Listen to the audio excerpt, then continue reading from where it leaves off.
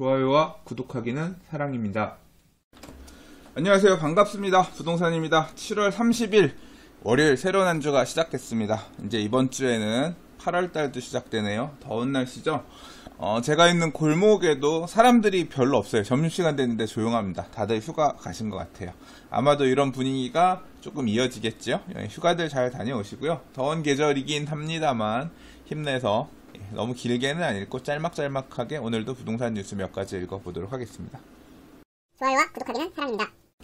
자, 첫 번째 뉴스입니다. 본격 휴가철 맞아 분양시장도 숨 고르기라고 합니다. 저는 8월 달에 분양시장이 되게 주춤할 거다라는 걸 체감적으로 알고 있었습니다. 어떻게 알았냐면요. 부동산 스터디 카페에 광고 의뢰를 하시는 분들이 대부분 이제 분양을 앞둔 건설회사의 홍보 대행사들, 분양 대행사들 중에서 이제 인터넷 광고 맡은 업체들이 이제 저 부동산 스터디에다가 광고 의뢰들, 문의들을 하거든요. 근데 그게 한 달 전부터 뚝 끊겼어요. 그러니까 7월 초부터 뚝 끊겨서 광고가 왜 이렇게 안 들어오지? 광고 문의가 왜 이렇게 없지? 물어본 사람이 없지? 그래서 이번 달 또 공치나 보다. 이제 다음 그런 느낌이 들었거든요. 그러니까 7월부터 광고 문의가 쭉 끊기는 게 분양이 없어서 그런 거겠구나 싶었는데 실제로 그러네요. 이제 제가 생각하고 있던 부분들이 딱 반영이 되는 것 같아요. 작년 연말 연초에도 분양 물량들 별로 없을 때 문의 줄면서 또 광고들 쫙 빠지고 막 그랬었거든요. 그러니까 이런 흐름들이 부동산 시장의 분양 흐름들이 또 부동산 스터디 카페 이런 식으로 또 간접적으로 영향을 끼치는구나. 미리 좀 알 수 있는 부분이 있구나. 이제 그런 게 좀 느껴집니다. 재밌죠? 아무튼 휴가철 때 뭐 분양받으러 다니는 사람들 별로 없을 거고 길에도 당장 사람이 없는데 그렇겠죠. 그래서 이번 주에 모델하우스 오픈한 데도 얼마 없고 청약하는 데도 얼마 없다. 뭐 그런 얘기입니다. 8월달 이제 막 문의들 들어오고 그래서 광고들 붙을 것 같다 그러면 이제 분양 또 제대로 시작하려나 보네요. 이런 얘기 부동산 스터디 카페에 그런 움직임들 있으면 또 부동산 TV에서 얘기해 보도록 할게요. 좋아요와 구독하기는 사랑입니다. 자, 다음 기사입니다. 자, 부동산 시장에 대한 얘기인데요. 괜히 이런 기사 자꾸 읽으면 유튜브에서 기사 읽으면서 뭐 폭등 분위기 조장한다, 폭락 분위기 조장한다 등등 이런 얘기들이 자꾸 나올까봐 좀 굉장히 읽는 거를 조심하는 편입니다. 언론이 항상 책임 안 지면서 이런 쪽 뉘앙스의 기사, 저런 쪽 뉘앙스의 기사들 왔다 갔다 하면서 많이 내잖아요. 근데 이제 그래서 좀 그리고 또 그런 얘기들은 어떻게 보면 카더라니까 좀 조심하려고 하는 편이긴 한데요. 그래도 요새 관련된 기사들도 굉장히 많이 나오고 또 짚고 안 넘어갈 수는 없는 상황인 것 같아서 한번 기사 읽어봅니다. 자, 제목이 뭐냐면 감소하던 서울 아파트 거래량이 반등했고 바닥 찍은 건지, 그러니까 바닥 찍은 건지 아니면 일시적으로만 잠깐 반등한 건지 어떤 분위기 파악을 해야 되느냐, 시장 분위기, 부동산 시장, 서울 수도권 부동산 시장의 향방이 앞으로 어떻게 될 거냐, 이제 그런 거에 대한 얘기입니다. 와, 진짜 저는 솔직히 잘 모르겠어요. 제가 뭐 여기저기 얘기할 때 올 하반기는 좀 조정장 가지 않을까요? 뭐 이런 식으로 얘기를 했는데 진짜 제가 잘 틀린다 그랬잖아요. 진짜 그런 상황인 것 같아요. 솔직히 지금 그러니까 이번에 틀린 거 아닌가 그런 생각이 좀 듭니다. 자, 보면 이래요. 한동안 억눌려 있던 서울 아파트 시장이 꿈틀거리기 시작했다. 서울 부동산 정보광장에 따르면 27일 기준으로 서울 아파트 거래량이 총 4,859건으로 거래가 됐고 일단 거래량이 늘어났다, 살아났다는 얘기고요. 그리고 특히 이번 서울 주택시장 호조세는 강남권보다 비강남권이 앞서고 있는 게 특징인데, 그러니까 이 얘기는 결국 지금도 강남이 아닌 지역들의 거래량이 많이 터져주고 있다는 건데 어떻게 보면 이게 후행하고 있는 시장, 그러니까 제가 10여 년 전 2006년도 또는 2008년도 이런 당시에 2006년도 특히 파리 부동산 대책 831 당시에는 2005년에 831 부동산 대책 이후에 부동산 시장의 변화를 봤으면 그때도 2006년도부터 급등하기 시작했거든요. 근데 그때 올라갔을 때 보면 강남, 서초, 송파의 인기 지역들 양천구까지 포함해서 이 지역은 비슷한 시점으로 가격 상승이 움직였지만 뭐 성북이라든가 동대문이라든가 이런 지역들 같은 경우는 바로 따라서 움직이지는 않고 한 6개월 정도 지나서 아파트 시세표에 이렇게 거래 가격이 반등하는, 이제 6개월 정도 후행하는 모습을 보였거든요. 그러니까 지금의 어떤 이 기사에서 얘기하고 있는 비강남권이 앞장서고 있다는 게 특징이다라고 하는 거는, 예, 전형적인 강남권이 먼저 치고 올라가고 강북 쪽이 뒤늦게 이제 쫓아가는 후행하는 모양새, 이게 반영되는 것들이 지금 대략 한 6개월 정도 보이잖아요. 예, 이제 그런 모양으로도 좀 추정할 수 있을 것 같아요. 근데 사실 제가 이제 이 기사를 읽고자 한 내용은 진짜 무서운 게, 제가 지금 사실 좀 겁이 나는 게 뭐냐면, 강남권의 지금 신고가, 그러니까 단순히 지난주, 지지난주까지만 하더라도 현장에서 얘기 듣던 내용들은 어떤 거였냐면, 그러니까 지지난주 뭐 한 2, 3주 전에 얘기 듣던 얘기들은 거래들이 된다. 그래서 싼 물건들은 얼추 팔렸다. 그러면서 다시 이제 기존의 최고가까지는 아니더라도 기존의 호가들 기준으로 물건들이 나온다, 뭐 이런 정도 얘기를 들었었거든요. 그래서 오케이 알겠습니다 정도 하고 넘어갔는데, 최근의 분위기는 지금 기존의 고가를 넘어서서 신고가, 말 그대로 최고가를 찍어주는 단지들이 나오기 시작하는 것 같아요. 그러니까 전고가를 갱신한 신고가 거래 사례들이 나오고 있는 것 같아요. 물론 이게 당장은 거래 신고를 바로 안 하기 때문에 반영은 안 되겠지만, 저도 현장에 있는 부동산 사장님들을 통해서 들은 내용 정도인 거거든요. 그래서 와, 이게 여름 시절 말 그대로 휴가철 이렇게 가는 이 시절에 이렇게 반짝하는 건데, 정작 그러면 가을 본격적으로 가을 시장 들어서면 막상 좀 조정받은 물건들 있으면 뭐 주워볼까, 또는 이제 좀 지금 상황 봐서 살까라고 했던 사람들이 현장에 가서 물건들 없어가지고 더 웃돈 주고 사야 되는 뭐 이런 상황이 오게 되는 거 아닌가 싶은 그런 생각도 들어요. 자, 이렇게 지금 강남이나 양천이나 아니면 뭐 서초나 송파 이런 지역들이 다시 반등해서 치고 올라가는 모양새가 뭐 보이고 있는 거는 같은데요. 자, 이게 원인이 뭘까? 지금 뭐 이런 평가도 있어요. 박원순 서울시장이 여의도 통합 재개발하겠다, 또는 뭐 용산 마스터플랜, 용산 정비 제대로 하겠다, 이제 이런 부분들이 여의도의 부동산 가격들, 용산의 부동산 가격들을 불씨를 지피면서 기름을 끼얹으면서 불이 확 타오르게 만들고, 이제 그거에 자극을 받아서 고무되어서 여의도가 올라가면 뭐 강남은 더 좋은 데니까, 이런 식으로 강남 쪽으로도 수요들을 불을 지폈다, 그런 평가도 있고, 한편으로는 종합부동산세 개편안, 말 그대로 다주택자에 대한, 그러니까 보유세 개편안 중에서 종부세 개편안 내용들 자체가 그렇게 크게 시장에 영향을 끼칠 만한 수준은 아니다라고 수요층들, 매수자들이 판단했기 때문에 이제 추가적으로 매수에 나서려고 하는 건지, 뭐 이런 것일 수도 있겠고요.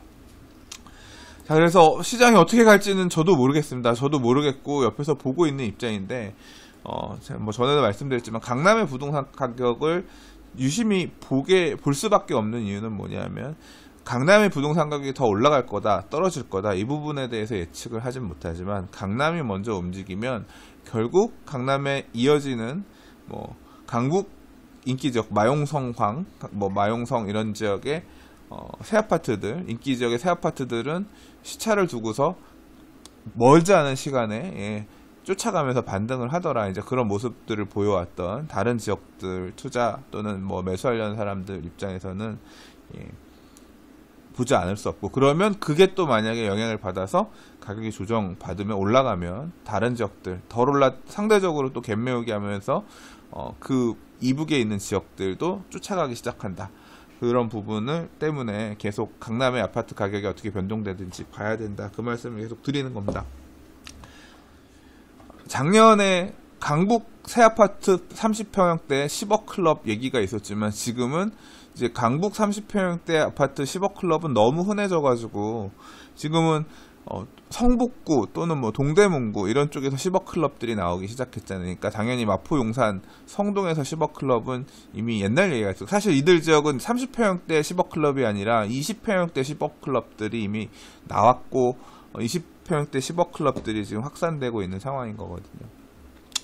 자, 아무튼 올 여름 휴가철인데도 부동산 기사들이 이렇게 오름세에 대한 기사들이 나오고 있고, 또 이렇게 과열되는 모습들이 보이면 항상 과열이 생기고 이런 부동산 시장에 대한 열기가 언론이라든가 부동산 스터디 같은 커뮤니티라든가 이런 쪽을 통해서 보이면 그 다음에 생각해야 될 부분은 또 정부는 어떤 부동산 대책, 규제책을 가지고 나올 거냐에 대한 얘기입니다.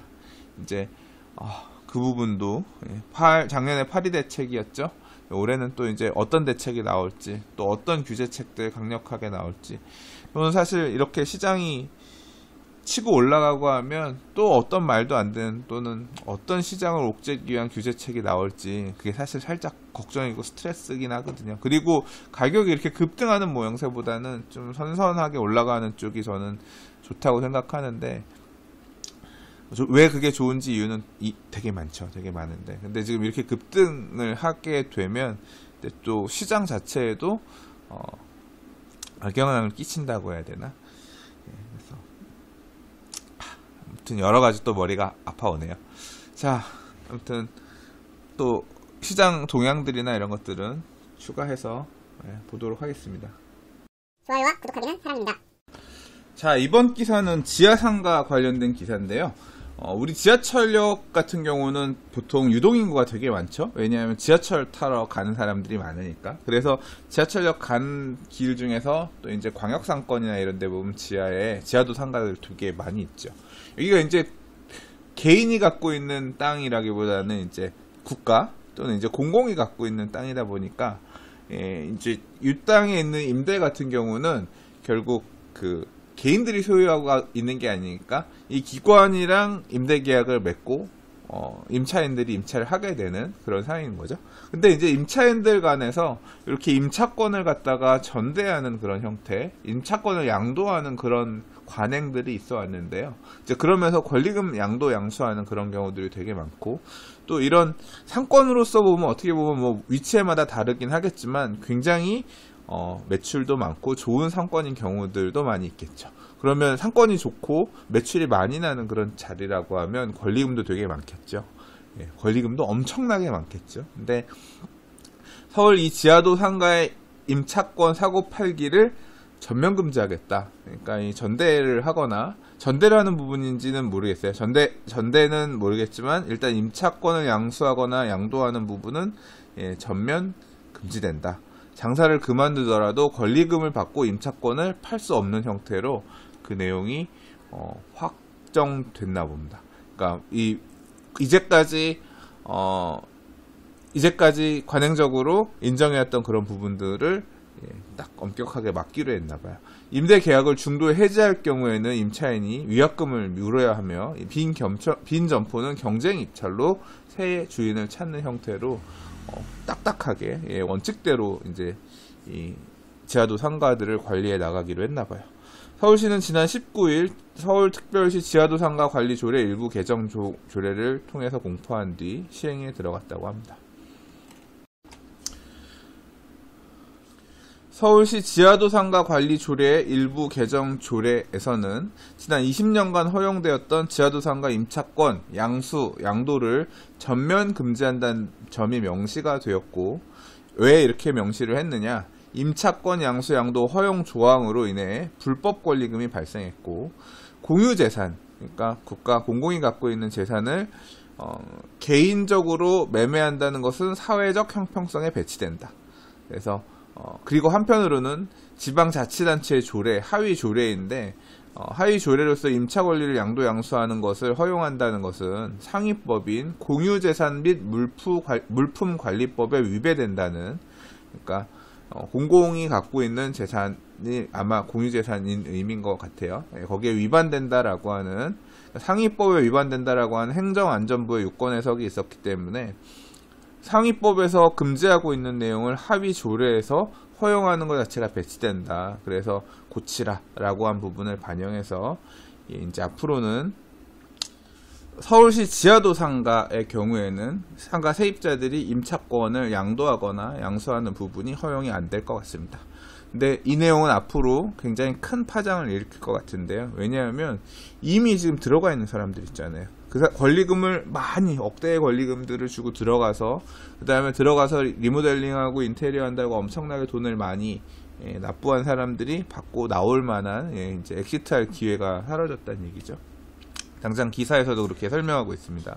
제야도상가 주인들은 수억 원의 권리금을 주고 입점했고 비용을 들여 점포를 리모델링했기 때문에 자기들의 임차 권리 양도양수를 지금부터 금지하는 건 재산권 침해다라고 반발을 해왔다고 합니다. 근데 뭐 정부 입장에서는 공유 재산들을 이런 식으로 사고팔고 하는 거는 우리 상위법에 위배되는 일이니까 안 된다라고 하는 건데요. 참 법이라는 게 어렵고 어려운 것 같습니다. 왜 어렵고 어렵냐면 자, 이 세입자들은 보호를 받아야 될 세입자가 아닌가요? 근데 대상이 정부 대상으로 정부 물건을 임대한 사람들은 니들은 안 돼. 라고 딱 이렇게 못 박는 거고요. 민간 시장에서는 어때요? 임대인이 공공이 아니라 그냥 개인이야, 개인이야, 사인이야. 이런 경우에는 임대차보호법 적용하면서 임대인이 임차인이 권리금 양수하려고 하는 거 방해하고 못 받게 하면, 안 되잖아요. 이제 그런 부분들, 오히려 이제 법이 공공하고 민간이 거꾸로 가는 그런 상황도 생길 수 있는 거죠. 당장 이것만 보더라도 이 피해를 입는 분들이 되게 많이 있을 것 같은데요. 그렇죠? 당사자분들이 소송하겠죠. 그러면 아마 법원에서 판결을 해주겠죠. 그러면서 또 법을 어떻게 바꿔야 될지 아마 고민하지 않을까 생각이 됩니다. 자, 참 어려운 얘기예요. 어려운 얘기고 당장 말 그대로 밥그릇, 그 다음에 이해관계가 먹혀있는 이해관계들이 맞물려 있는 사안이고 또 공공과 민간이 겹쳐있는 그런 사안이기 때문에 어떤 식으로 또 이야기가 진행이 될지 기회가 되면 또 관련 기사들 나오거나 하면 또 찾아보도록 하겠습니다. 좋아요와 구독하기는 사랑입니다. 자, 이번 기사는 자영업 상가에 대한 이야기입니다. 한번 볼까요? 명동, 강남, 홍대, 서울의 핵심 상권마저 줄 폐업이 이어지고 있다. 자영업들이 되게 위기에 처가 있다는 얘기입니다. 자, 무너지는 자영업 현장 가보니 2년 만에 임대료가 반토막이 났다. 그러니까 임대료가 빠졌다는 얘기죠. 그러니까 임대료를 부담하기 힘들어서 세입자들이 임대료 막 공실이 나고 그러니까 임대인들이 임대료를 낮춰주려고 하는데도 세입자들이 안 들어온다. 뭐 그런 얘기. 공실률 홍대 소형 상가가 17%, 이태원은 중대형의 경우에 22%나 치솟았다. 그러니까 장사들이 안 되고 임대료를 못 주고 버텨서 나오는 가게들이 되게 많다라고 하는 거죠. 자, 이게 결국은 뭐 하고자 하는 얘기는 그거일 겁니다. 그러니까 지금 온갖 곳에서 그 임금 인상 부분 때문에 장사하기 어렵다는 얘기들이 되게 나오고 있어요. 그게 또 어느 정도 맞는 말인 것 같고요. 실제로 하시는 분들 얘기들을 들어보면 절절합니다. 절절한데 이게 이제 상권에도 그러니까 단순 1층 상권들 임대료 또는 고용 비용들이 직결되고 있는 이런 1층 상가들에도 직격탄이다 미치고 있다고 하는 건데 이제 그 얘기를 다시 하고 싶어서 사실 이 기사를 본 건 아니고요. 저는 기사에서는 이유들을 다각도로 고민해가지고 이야기를 하고 있는데 제가 주목하고 싶었던 부분은 뭐냐면 관광이 매출에 굉장히 크게 영향을 끼치는 상권들의 몰락, 그러니까 그런 부분들, 그런 지역들이 굉장히 여파를 크게 미치고 있는 거 아닌가, 이제 그런 생각이 들어서 그 부분 좀 조심해야 돼. 상가 투자하거나 할 때 되게 조심해야겠다라는 부분을 한번 같이 고민해보고 싶어서 얘기를 했습니다. 자, 명동골목이라고 이제 얘기를 했는데, 명동골목 같은 경우는 사실 예전에는 일본인 관광객들, 그 다음에 요즘은 이제 중국인 관광객들이 먹여 살린다 그래서 해외 관광객들이 되게 먹여 살리는 상권으로 되게 주목되는 엄청나게 임대료 높은, 그러니까 임대료도 높고 집가도 높은 그런 상권이었죠. 했는데 자, 기사에서도 그렇게 설명합니다. 요 핵심 상권의 침체 원인은 복합적인데 일단 우선 외국인 관광객 감소가 되게 크다. 자, 사드 갈등 이후에 중국인 관광객이 회복되지 않았고 명동 해산물 요리 전문점 주인은 원래 우리 가게는 관광객이 매출의 7-80%를 담당했었는데 사드 여파가 치명적이라 중국인 관광객들이 와서 팔아주지 않으면서 매출이 급감했고 그거에 따라서 뭐 임대료도 안 좋아지고 공실도 많이 생기는 주된 영향을 끼쳤을 것이다 라고 얘기하는 거죠. 한편 반대로 일본 같은 경우는 관광객 급증세와 맞물리면서 대도시의 주요 상권 공실률이 꾸준히 낮아지고 있다. 방일 관광객은 2011년 622만 명에서 작년 2,977만 명. 이게 몇 배예요? 거의 5배 올랐네요. 4~5배 올랐네요. 그래서 이들이 쓰고 간 돈이 8,135억 원에서 4조 4,162억 엔. 우리나라 돈으로 그냥 단순히 10배 계산만 하더라도 44조 원 쓰고 갔다는 얘기잖아요. 그래서 뭐 이러다 보니까 9%에서 12% 되던 도쿄, 오사카, 나고야 중심의 공실률이 작년 말엔 3~4%까지 떨어졌다. 그래서 관광 상권이, 그러니까 해외 관광객들이 주로 소비해주면서 임대료들을 높은 임대료를 부담할 수 있게끔 해주던 상권이 관광객들이 빠지면서 무너지고, 그러면서 침체가 되는 공실이 생기는 주된 원인이 되고 있다라는 부분을 지적해주고 있는데요. 비단 이게 여기 관광상권이라고 하는 게 해외 관광인들의 관광상권만 있는 건 아니거든요. 자, 예를 들자고 하면 홍대라던가 이태원 상권 같은 경우, 우리나라의 굉장히 메인 핵심 상권이긴 하지만, 자, 이 홍대 가서 소비해주는 사람들, 이태원 가서 소비해주는 사람들이 그 동네 지역 주민들인가요? 그렇지 않죠. 예, 주로 여기도 뭐 이런 게 이쁘대, 이런 카페가 재미있대, 여기가 괜찮대, 여기 요새 핫하대라고 하면서 그 지역 사람들이 가는 게 아니라 서울 또는 수도권에 있는 사람들이 일종의 서울 안에서 관광하기 위해서 오는 그런 의미의 관광상권이거든요. 그러니까 내국인 대상의 일종의 관광상권인 셈인데, 이런 지역들도 부침이 있는 거죠. 왜냐하면 이 관광상권들이 뭐 예전에 뭐 신촌이라든가 강남역이라든가 여전히 이제 이 강남 같은 경우는 배후의 업무지구라든가 주거 지역이라든가 이런 유효 수요들을 다양하게 많이 끌고 있기 때문에 조금 차원이 달라요. 근데 그런 게 있지 못한 소규모 관광상권들 같은 경우는 이 관광상권의 관심들, 수요층들 또는 이제 그걸 쫓아다니는 관광객들의 관심들이 옮겨가는 거에 따라서 많이 움직인다는 거죠. 그러니까 이태원 같은 경우도 그런 상가들이 지금 직격탄을 되게 맞는 것 같고, 실제 장사하시는 분들 얘기 들어보면 엄청 심각한 것 같더라고요. 홍대합정 같은 경우도 그런 연유는 있겠지만, 이 지역 같은 경우는 보면 홍대합정은 사실 관광 상권이 너무 퍼져가지고, 과거에는 주택이었던 집들이 상가들로 개조되고 하면서 너무 범주가 넓어지면서 그 안에서 너무 많아서 그 안에서 이제 상가들 간의 경쟁도 치열하고, 또 이렇게 들어올 수 있는 수요에 비해서 많이 또 공급이 된 부분도 어느 정도 영향이 있지 않겠나, 그런 생각은 듭니다. 그리고 대체할 수 있을 만한 핫한 상권들이 계속 나오니까, 과거에 뭐 상수동이 재밌대요, 뭐 망원동 재밌대요, 홍대 뭐 이런 거 있대요 같지만, 요새는 이제 그런 흐름들이 다른 지역들도 되게 많이 생기고 돌면서, 거기는 이미 가봤던데 사람들이 안 가고 그러잖아요. 그러니까 관광상권 영향들이 되게 크지 않나 싶고요. 그래서 이 관광상권에 투자를 한다거나 장사를 한다거나 이런 변화들이, 움직임들이 이렇게 직격탄으로 영향을 끼친다, 지금도 그런 모습이 아닐까, 제 나름대로는 그런 생각이 들어서, 제 나름대로, 제 의견대로 지금 이 서울 핵심 상권의 위기를 한번 좀 분석해 봤습니다. 좋아요와 구독하기는 사랑입니다. 자, 오늘 준비한 마지막 뉴스입니다. 자, 오늘 마지막 뉴스는 재건축 얘기입니다. 강화된 안전진단에 그래도 한번 해보자 라는 마음으로 도전하는 강남의 재건축 아파트 단지들에 대한 얘기입니다.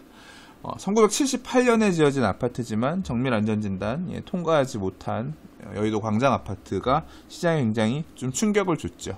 그래서 해도 안 될 거야, 이제 그렇게 생각하는 단지들도 많고, 재건축 추진하다가 좀 신중하게 생각해 봅시다 라고 이제 조합 추진을 하던 추진 주체에서 이렇게 한 발 물러서는 곳들도 나오고 했다고 하는데요. 자, 아니다, 그래도 한번 붙어봅시다 라고 나서는 단지들이 있다고 합니다. 올림픽 선수촌 아파트, 올림픽 선수촌 기자촌 아파트 소유주 일부가 정밀 안전진단 추진하자, 이거 하려면 돈 한 4억 정도 필요할 것 같은데 돈 모아봅시다, 이렇게 움직이기 시작했다고 하고요. 메인 추진 주체는 조금 조심스럽긴 한데 그래도 한번 해보자 라고 하면서 가고 있는 데가 있다고 하고요. 서초구 쪽에도 반포 1단지 3주구, 요번에 현대산업개발로 시공사 선정했는데, 그 맞은편 쪽에 보면 방배 사모아파트, 신사모 이렇게 사모아파트들 있거든요. 여기도 굉장히 오래됐죠. 근데 여기도 지난 5월 말에 서초구에 정밀안전진단 신청을 했다고 합니다. 그래서 지금 조사하고 있다 그래요.